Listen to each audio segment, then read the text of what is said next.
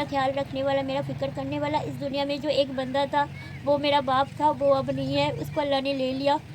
तो अब अल्लाह ही मेरे लिए सब कुछ है, वही मेरा ख्याल रखता है। मेरा अल्लाह ताला ने कुरान में फ़रमाया है, हर जानदार का मौत है, ठीक है। ऐसा कभी नहीं हो सकता कि कोई जानदार हो और उनका रूह कब्ज़ ना करे। तो उस दिन शाम का टाइम था, मगरिब का वक्त था। अम्मी और भाई, अल्लाह ने अब्बू को तो लिया लेकिन अपना साथ नहीं छोड़ा और ना वो कभी छोड़ेगा, बल्कि वो और मजबूत होकर मुझे ज़्यादा मोहब्बत करने लगा मेरा रब। आज हवा बिल्कुल नहीं चल रहा है, कल बहुत ज़्यादा हवा चल रहा था, लेकिन आज जो है हवा उतना नहीं चल रहा है। लेकिन हाँ, मौसम जो है कुछ इस तरह से है, हल्का हल्का धूप है, बादल भी बना हुआ है। रहमानिर्रहीम, अस्सलाम वालेकुम। कैसे हैं आप लोग? उम्मीद करते हैं आप लोग बहुत अच्छे होंगे। मैं भी बिल्कुल ठीक हूँ, अल्हम्दुलिल्लाह। अल्लाह पाक आप लोग को जहाँ भी रखे, खुश रखे, आबाद रखे, सलामती के साथ रखे, आमीन। इसी ने एक दुआ के साथ जी कर रहे आज के ब्लॉग की आगाज़। और आज जो है हल्का हल्का धूप है, सुबह धूप अच्छा निकला था, लेकिन आज जो है ना फिर दोपहर के टाइम पे ना धूप बिल्कुल हल्का सा हो गया है। तो मैं रोज़ आप लोगों को जो है मौसम का अपडेट देती रहती हूँ, क्योंकि इस बार जो है इतनी सर्दी नहीं हुआ। इस बार जो मिनिमम डिग्री रहा ना, वो आपका तकरीबन 17-18 ही रहा, उससे ज़्यादा नहीं हुआ। हालांकि हर साल जो है ना वो 15 से लेकर 10 डिग्री में पहुंच जाता है, इतनी ज़्यादा मतलब ठंड होती है। लेकिन अल्लाह पाक ने इस बार ना इतना ज़्यादा ठंड नहीं दिया। फिर भी जब मौसम थोड़ा सा ख़राब होता है ना, तो कुछ अजीब सा फील होता है कि भाई सूरज ना निकले तो बंदे का ना फिर दिल नहीं करता है। लेकिन ज़िंदगी है, जब तक इंसान को हर चीज़ लेके चलना पड़ता है। और यहाँ जी सारा कुछ साफ़ सफाई करने के बाद जो है हमने ना अभी सारा कुछ साफ़ सफाई कर दिया। अभी तो ज़ोहर का नमाज का वक्त नहीं हुआ, मतलब अज़ान तो हो गया, हमने नहीं पढ़ा। और यहाँ पर देखिए पालक जो है हमारे ना बहुत अच्छे तरह से ग्रो कर रहा है। इसमें सिर्फ पालक ही ग्रो कर रहा है। तो इसमें मैंने मटर भी लगाया था, लेकिन वो नहीं निकला, बस पालक ही निकला हुआ है। और आज मैंने कुछ सामान लाई हूँ मार्केट से, इसको ले लेते हैं जी। ये देखिए,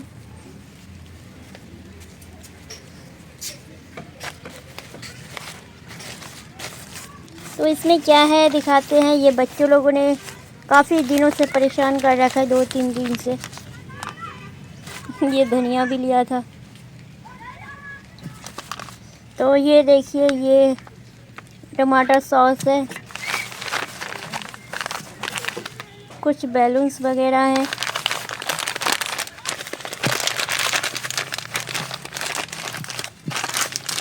और ये है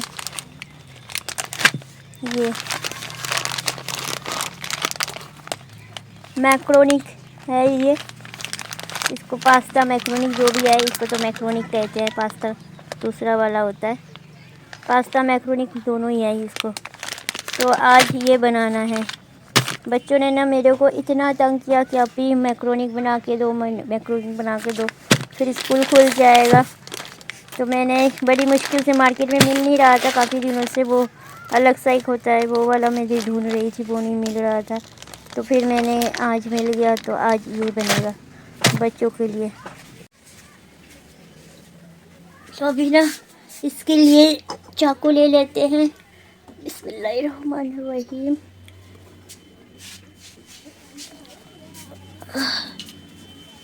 और सब्जी जो है वो पहले काट लेते हैं।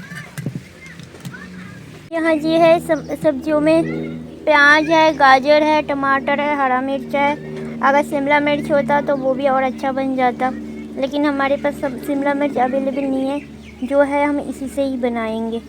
तो इसको कटिंग वगैरह करके रख दूँ। अभी बच्चे हैं नहीं, उनके ना किसी रिश्तेदार के घर पे गए हुए हैं, तो वो जब आएंगे ना तब बनाएंगे। लेकिन इसका कटिंग वगैरह मैं करके रख लेती हूँ, क्योंकि बाकी भी काम फिर करना होता है।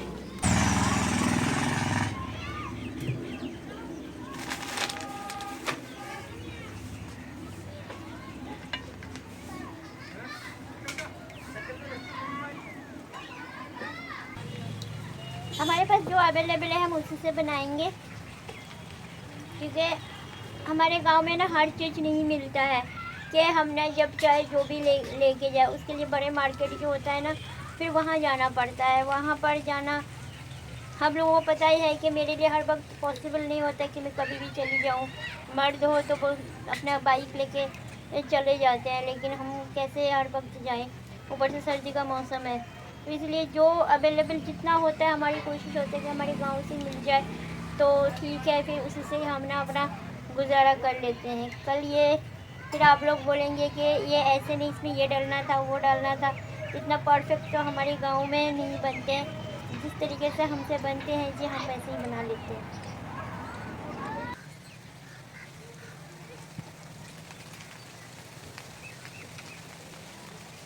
पहले हवा नहीं चल रहा था, अब दोबारा हवा शुरू हो गया।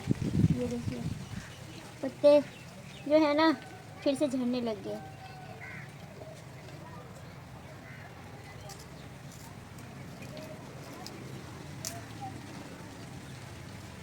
बस इसी महीने का सर्दी तो है।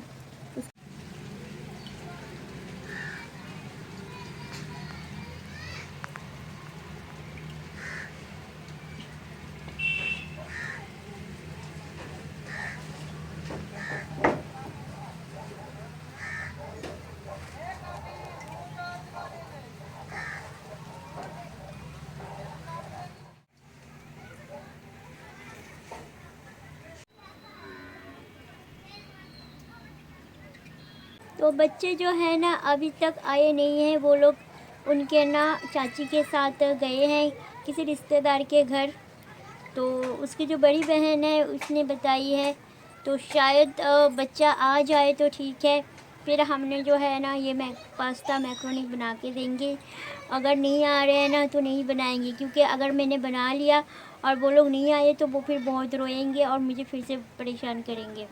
तो उन्हीं की ख्वाहिश में है ना बच्चों की। तो शायद अगर ना आए, क्योंकि अभी 4 बज चुके हैं और असर का भी अज़ान होने वाला है, तो बच्चे आए तो फिर उनको बना के देंगे, नहीं तो फिर बच्चों के लिए कल ही बनाएंगे। क्योंकि उन्होंने बता के रखा है कि अभी आपको मार्केट जाके लाजमी लेके आना है, और 2-3 दिन से बच्चे परेशान कर रहे थे, तो फिर मैंने इसलिए लाई हूँ। तो मुझे ये बात आप लोगों को बताना ज़रूरी था। मैंने तो सारा कुछ तैयारी वगैरह कर भी लिया, लेकिन अभी तक ना बच्चे आए नहीं हैं।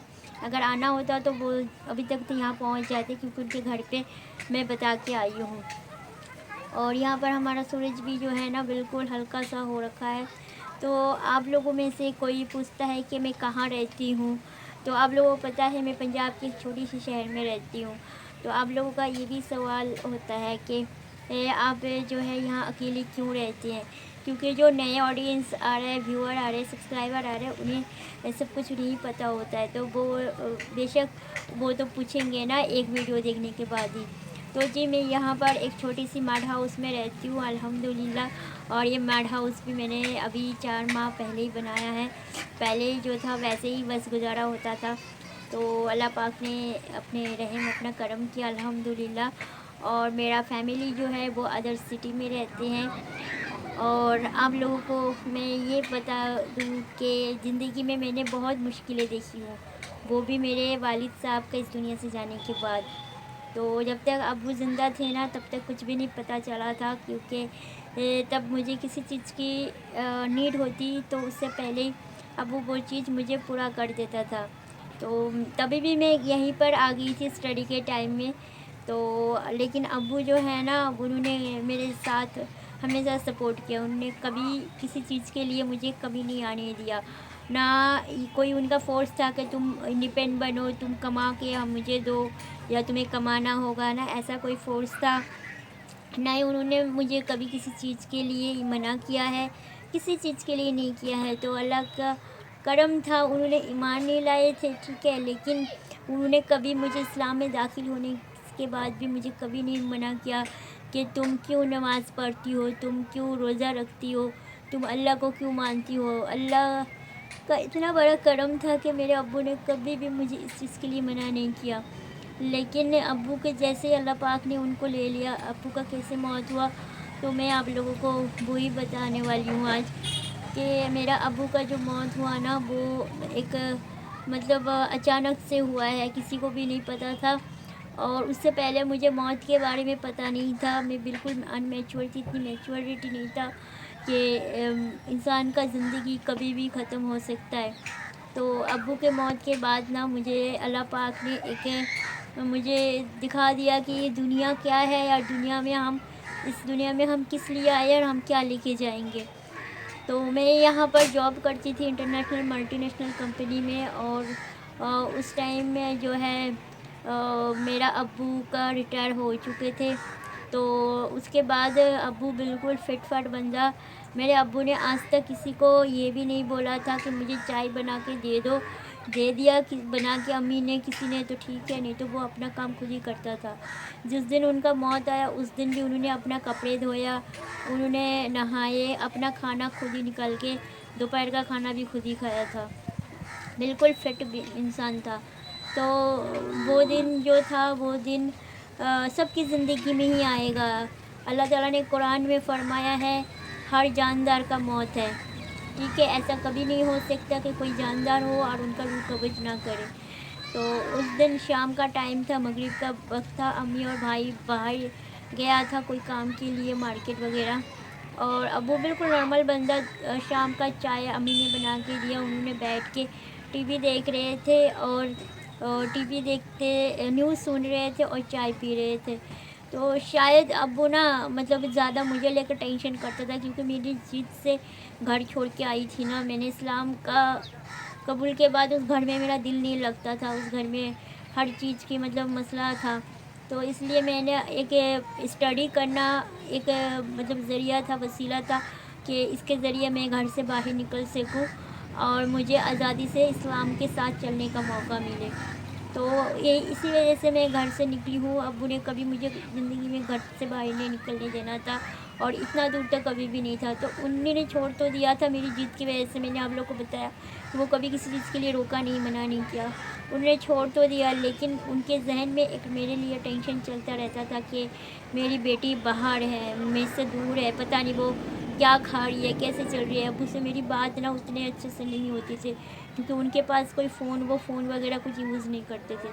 कभी कभी माँ और भाई से कभी रफ्ता हो जाता था, और उस टाइम तो बिल्कुल भी रफ्ता ना के बराबर था। तो फिर उसके बाद ना अब्बू मुझे लेके शायद ज़्यादा सोचते थे, शायद नहीं, उनकी ज़िंदगी के मतलब शहज़ादी में ही थी, मेरे लिए वो सब कुछ करते थे। तो वो उन्होंने ना मुझे लेकर टेंशन लेता था। अब उस दिन उनका जाना था इस दुनिया से, उनका इस दुनिया का जो ड्यूटी था, जो काम था, वो ख़त्म हो गया था अल्लाह की तरफ से। तो उन्होंने न्यूज़ सुनते सुनते चाय पी रहा था, वो उठे और किचन की तरफ जा रहे थे। तो हमारा बीच में डाइनिंग प्लेस आता है, जहाँ पर खाने के लिए डाइनिंग टेबल वगैरह रखा हुआ है। तो वहाँ पर ही सीसी कैमरा भी लगे हैं डाइनिंग प्लेस पे हमारे।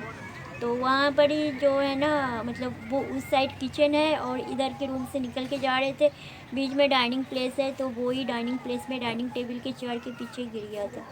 तो उल्टा गिरा हुआ था। जब अम्मी और भाई ने आया तो देखा तो अजान हो गया था, इसलिए मैंने जो है कैमरा बंद कर दिया। तो वहाँ पर जैसे अब्बू ना जा रहा था किचन की तरफ, जो चाय का कप था वो रखने के लिए, तो वो उसके बीच में डाइनिंग प्लेस के सामने उन्होंने गिर गया। तो वो जो गिर गया था वो तो मतलब जब अम्मी और भाई आए ना, तो हमारा मेन गेट ऑटोमेटिक का होता है, ऑटोमेटिक गेट है कि आप अंदर से लॉक कर दोगे तो वो अपने आप लॉक हो जाता है। बाहर वाले आएगा तो वहाँ से स्विच ऑन करके खोल लेते हैं। तो उस दिन ना एसी बंद रखा था, गर्मी का टाइम था, अगस्त का महीना था, हज का 1 महीने पहले या 15 दिन पहले की बात है। तो उसके बाद क्या हुआ, तो उस दिन ना अब्बू ने बोला था कि एसी बंद कर दो और गेट खोल दियो। तो अम्मी ने गेट खोल के गया था, मेन गेट। अगर वो गेट शुक्र है अल्लाह के कि उस दिन खोला था। अगर वो गेट ऑटोमेटिक सिस्टम है, अगर अंदर से बंद हो जाता तो हम लोग घर के अंदर भी एंट्री नहीं कर सकते, अब्बू को हम निकाल भी नहीं सकते। तो वो गेट खोला था मेन डोर। तो अम्मी और भाई जैसे एंटर किया तो देखा अब्बू की डाइनिंग जो मतलब टेबल है उसके चेयर के पीछे उल्टा उल्टा गिरा हुआ था। जब तक उनको सीधा किया तो उनके मुंह से ना ब्लड आ रहा था, और होश कुछ भी नहीं था। बस हाँ 2 बातें करा कि मैं ना चक्कर आया और मैं गिर गया, तो मेरा सर में तेल दे दो और मुझे हॉस्पिटल एडमिट कर दो। तो बस ये दोनों बात कहने, जैसे ही इन दोनों बात उनकी ज़ुबान से मुकम्मल हुआ तो फिर उनका ज़ुबान भी बंद हो गया, सब कुछ बंद हो गया। तो तब तक उनको उठाया इन्होंने, एम्बुलेंस को बुलाया। और तो जब तक अब्बू को इमरजेंसी में लेके गया था, उन्होंने इमरजेंसी में जल्दी से ले जाके उन्होंने एडमिट करवाया।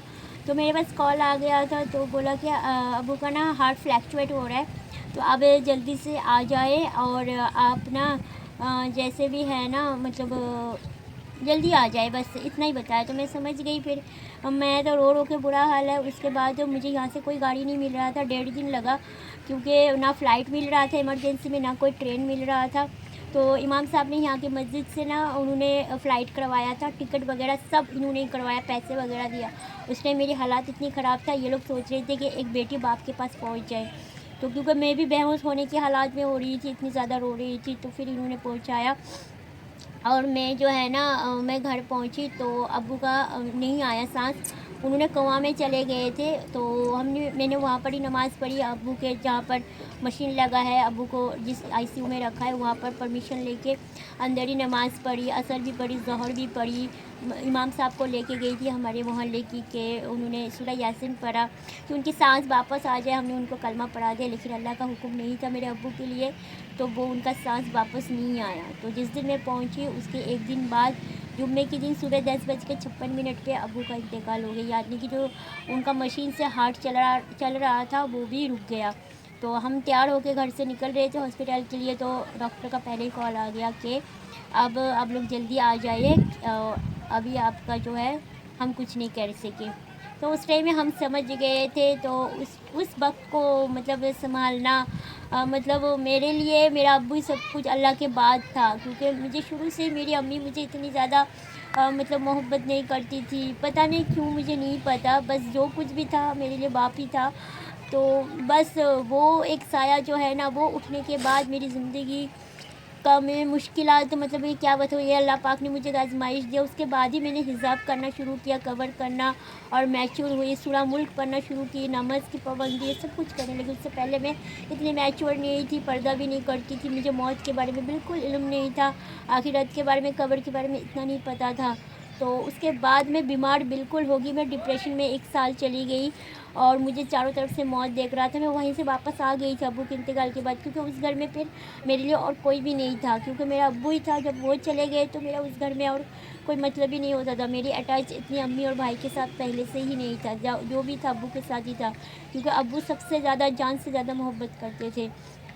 तो उसके बाद मेरी ज़िंदगी बिल्कुल बदल गई और अल्लाह पाक ने यह आजमाइश दिया। जो बाप का साया था उसको तो उठा लिया, लेकिन अल्लाह पाक ने अपना साथ मुझे दे दिया। अब अल्लाह मेरे लिए सब कुछ बन गया, मेरी हर ज़रूरत को पूरा सब कुछ अल्लाह पाक मुझे करके देता है। और इसीलिए मैं और दूर हो गई कि मेरा ख्याल रखने वाला, मेरा फ़िक्र करने वाला इस दुनिया में जो एक बंदा था वो मेरा बाप था, वो अब नहीं है, उसको अल्लाह ने ले लिया। तो अब अल्लाह ही मेरे लिए सब कुछ है, वही मेरा ख्याल रखता है, मेरा सब कुछ ज़रूरत को पूरा करता है। और मैं जो आज इतनी मुश्किल का सामना कर रही हूँ ना, यकीन माने इसीलिए कर रही हूँ। अगर मेरा बाप ज़िंदा होता ना, मेरा अब्बू होता, तो मुझे इतना मुश्किल, इतना कुछ मेहनत और यहाँ पर इस तरह से पड़े रहते हुए कभी नहीं देता। वो तो मुझे 50-50 हज़ार ना हर महीने का मेरा खर्चा भेज देता था, पेंशन आने से चोरी छुप के अम्मी को बिना बता के। मुझे इतना मोहब्बत करता था, कोई भी चीज़ की कमी नहीं। मेरी रूम की किराया, खाने, कपड़े पहनने की, ब्रांडेड चीज़ें, हर चीज़ मेरी ज़रूरत से पहले, कभी किसी चीज़ के लिए नहीं रोका। वो मुझे क्या, अब लोगों को लगता है इस हालात में मेरा अब्बू मुझे एक दिन भी ना देखता। मैं यूट्यूब में जिस तरह से दिन रात मेहनत कर रही हूँ कि मैं कुछ कर लूँ, मैं कुछ बन जाऊँ, ताकि मैं अपनी ज़िंदगी को खुद गुजार सकूँ। तो ये सब कुछ मुझे पैसे के लिए जो मैं धक्के खा रही हूँ आज, ये सब कुछ मेरा बाप होता तो मुझे नहीं करना होता। है, जाना तो सबको है, बस अल्लाह पाक किसी भी बेटी का ना बाप का साया अपने ऊपर से ना उठाए। तो आप लोगों के बहुत सारे कमेंट होते हैं, कभी दिल भी दुख जाता है, ये हालात क्या हुई और मैं कहाँ तक पहुँची। आगे का सफ़र अल्लाह ने जो भी रखा बेहतरीन रखा, लेकिन अल्लाह ने अब्बू को तो लिया, लेकिन अपना साथ नहीं छोड़ा और ना वो कभी छोड़ेगा, बल्कि वो और मजबूत होकर मुझे ज़्यादा मोहब्बत करने लगा मेरा रब। तो ब्लॉग को भी यहाँ पर करूँ एंड। बच्चे तो आ गए हैं, लेकिन बच्चे ने मना कर दिया कि अभी आज है ना नहीं बनाते, पास्ता कल ही बनाना। तो हमने जो पास्ता का ब्लॉग है वो हमने नेक्स्ट ब्लॉग में शेयर करेंगे। और आप लोगों को मेरा वीडियो कैसा लगा आज कमेंट में ज़रूर बताइएगा। जो लोग नए देख रहे हैं चैनल को सब्सक्राइब करिएगा। अपना बहुत सारा ख्याल रखिएगा, हमें दुआओं में याद रखिएगा। फिर नेक्स्ट वीडियो में मिलेंगे। अल्लाह हाफिज़।